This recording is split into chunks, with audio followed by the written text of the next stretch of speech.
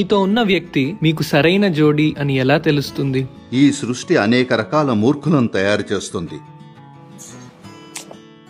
మీరు ఒక రకమైన మూర్ఖులని, ఇతరులు వేరే రకం మూర్ఖులని అర్థం చేసుకుంటే మీ చెత్త గురించి మీకు తెలుసు కాబట్టి వాళ్ల చెత్తను మీరు అర్థం చేసుకోగలుగుతారు.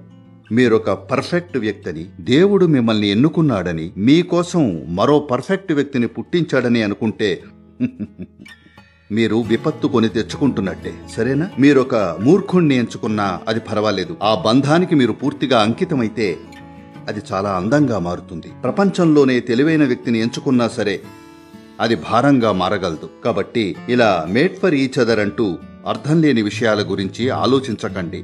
మీలానే ఉండేవారి కోసం చూడొద్దు. అవసరం లేదు.